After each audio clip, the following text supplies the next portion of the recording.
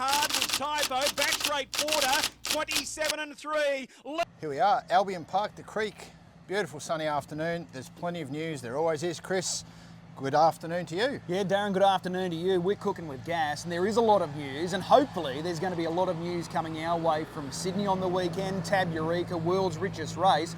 3 runners for Queensland this weekend. Now that Whisper a Secret gets a start, he joins the likes of Speak the Truth and Free Thinker. Is it possible that Queensland wins the Eureka and the Stockade? Yeah, very possible. There's no doubt about that. Ragazzo Ditilli finally gets a draw, barrier 1. Can we win all 3? Can we win the Len Smith Mile as well with Speak the Truth? There's no black sedans, but Speak the Truth was super sharp last week. And first up, so we'd expect some improvement from him.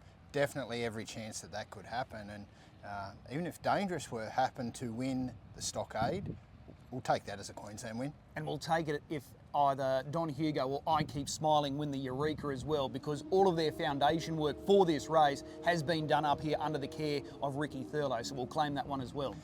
So we've got a few Breeders' Challenge Blue races as well on that card. Soap Opera, tough gate, but she was impressive in her heat. Yeah, absolutely she was. She's a good quality filly. She's a proven performer at Menangle. She was able to get that victory, and that came off that really good trial against Whisper a Secret. So that form line looks really good. Here's hoping that she can have some luck.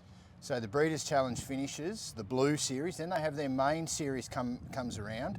The Lady Dior, one of Gemma Hewitt's runners, she's likely to head that way? Yeah, definitely going that way. She trialled here recently, really sharp in that trial, sub 55.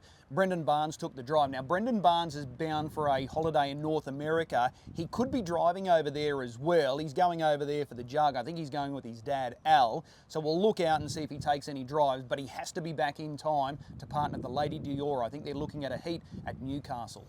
So Al and Brendan over there in America. So Al, of course, he had a winner here last week with Brian Christopher. So, or 2 weeks ago, he goes around a bit later. 3-year-olds, speaking of good 3-year-olds, Agent Black, Victorian Trotters Derby prospect? Yeah, they're hopeful. There's no guarantee that he gets there, but they're hopeful. Of course, he had to miss all of the features during the recent Constellations, which was really disappointing, but they're hopeful. If he comes up as well as what they're hoping, they could race him down there. And there's a possibility Monterey Lass could be going down for the Redwood. It's one of those difficult situations for the ownership group to decide. Do they stop now? They've got the Nutrien race here at Albion Park, or do they keep going and try and get as much as they can during their rookie campaign? And of course, a top effort by their mare. They're half siblings. Yeah, that's right. Exactly right. Anything else of note coming up for this Saturday night? Well, Nathan Dawson's back driving this Saturday night. Here's a question for you. So since he's been away on maternity leave, Pete's been able to get a few winners. Who wins this battle? We've still got a couple of months between now and the end of the year. Who comes out on top? Has Pete been able to establish a big enough break to hold on, or does Nathan come back with vengeance? Yeah, well, it's a really interesting one. I think Pete can hold it. Now that he's in front, he's got that lead. He's leader Peter, and I think he can do that with that advantage that he's been able to establish. But I'm sure Nathan would quite he wouldn't want to hand it over, that's for sure, but there's been a pretty good reason why he's missed out. I'll tell you what though, with Pete McMullen, he's got a lot of travel coming up, so no black sedans in the Len Smith Mile. They just weren't entirely happy with the way he came through that last start victory. Nothing too serious, but he's going to remain local black sedans. Gus was back at the trials earlier this week.